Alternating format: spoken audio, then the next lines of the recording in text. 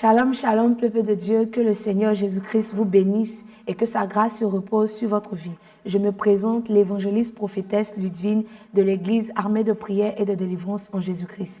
Et le Seigneur, par sa grâce, me permet de me tenir encore là devant vous afin d'ensemble partager une exhortation basée sur le livre de Matthieu 5, le verset 16. Ensemble, on va ensemble lire. Matthieu 5, le verset 16. La Bible dit « Que votre lumière luise ainsi devant les hommes, afin qu'ils voient vos bonnes œuvres et qu'ils glorifient votre Père qui est dans les cieux. » Amen. De là où tu es, tu vas prendre ta Bible et tu vas encore méditer ce passage. Parce qu'à travers ce passage, le Seigneur a envie de nous dire quelque chose de fort. Le Seigneur a envie de nous dire quelque chose de puissant dans notre vie et dans notre marche chrétienne.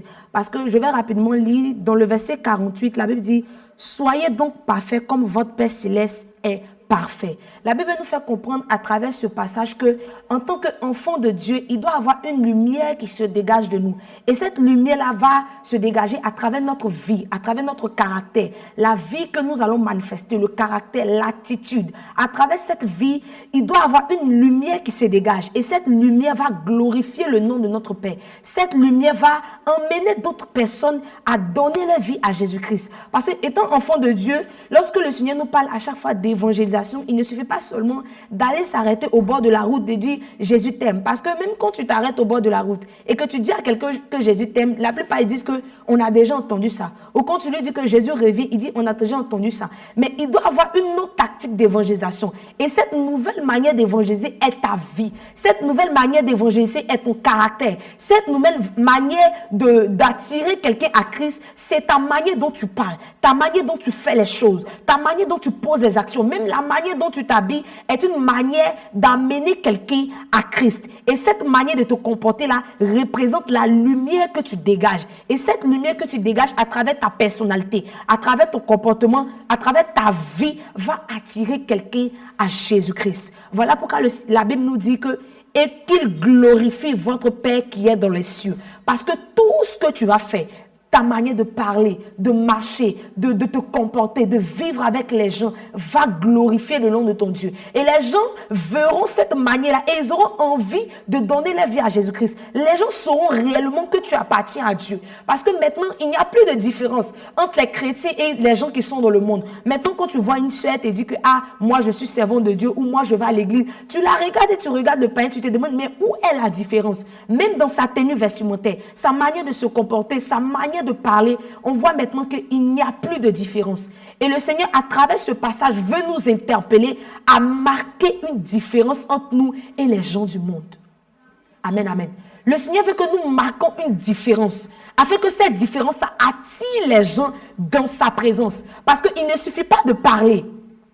C'est bien beau de parler, de dire à quelqu'un Jésus t'aime. C'est bien beau d'évangéliser, de venir à l'église, d'acclamer. Mais il y a une autre dimension d'évangélisation qui est ta vie, qui est ta manière de te comporter, qui est ton attitude. Parce que cette manière d'évangéliser, elle est démonstrative. C'est quelque chose qui est prouvé. C'est-à-dire ce n'est pas quelque chose que tu fais sortir de la bouche. Parce que tout ce qui sort de la bouche est virtuel. Mais quelqu'un qui te voit en train de marcher comme Dieu, il voit. Donc, il comprend automatiquement que si lui-là, Jésus-Christ, fait comme ça à travers sa vie, c'est que Dieu est aussi capable de faire cela à travers ma vie. Et automatiquement, cette personne-là est captivée par la lumière qui se dégage de toi. Amen, amen. Voilà pourquoi j'aimerais amener quelqu'un à se détacher de tout ce qui étouffe sa lumière. Si c'est ton caractère qui étouffe ta lumière, si c'est tes mauvaises pensées qui étouffent ta lumière, parce que quelqu'un est dans le monde, il est dans la masturbation. Toi aussi, tu es chrétien, tu es dans la masturbation. Aucune lumière ne peut se dégager de toi. Quand la Bible parle de lumière, la Bible parle de gloire.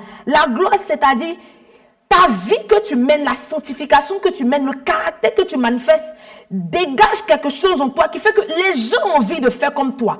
C'est vrai qu'on ne voit pas une lumière, une torche qui est sur toi, mais ce que tu fais là, l'action que tu poses, ta manière de te comporter avec les gens, ta manière de vivre, la sanctification que tu pratiques, corps, âme et esprit, dégage une présence, dégage une atmosphère autour de toi qui pousse les gens à vouloir faire comme toi. Et ça, c'est une grande forme d'évangélisation. Alors, j'aimerais dire à quelqu'un qui a réellement donné sa vie à Jésus-Christ, qui a envie d'être un modèle, qui a envie qu'à travers sa vie, les gens viennent à Jésus-Christ, c'est de te plonger réellement dans la sanctification, de commencer à regarder dans ta vie quel caractère je manifeste qui est pareil à un caractère d'un païen.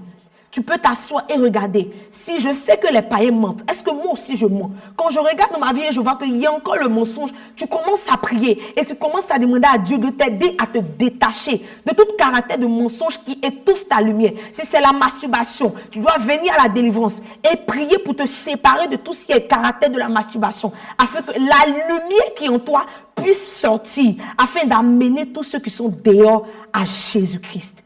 Que le Seigneur te bénisse et que sa grâce se repose sur ta vie au nom de Jésus-Christ. J'aimerais prier pour toi. De là où tu es, tu vas légèrement fermer les yeux et je vais prier. Éternel, Dieu de gloire, Dieu de puissance, Dieu de majesté. Toi, le Dieu grand, le Dieu fort, le Dieu puissant. Toi qui nous appelles à être des modèles. Toi qui nous appelles à marquer la différence entre nous et le monde. Je lève la voix vers ton saint trône, Père éternel, pour te prier et te demander d'agir dans la vie de quelqu'un qui écoute cette exhortation, afin de toucher son cœur, de transformer son état d'esprit, sa mentalité, afin que, éternel Dieu de gloire, tout ce qui étouffait sa lumière, tout ce qui empêchait que sa vie glorifie ton Saint-Nom, soit retiré au nom de Jésus-Christ, et que ta grâce et ta bénédiction se déversent sur la vie de tes enfants. C'est au nom de Jésus-Christ que j'ai prié. Amen.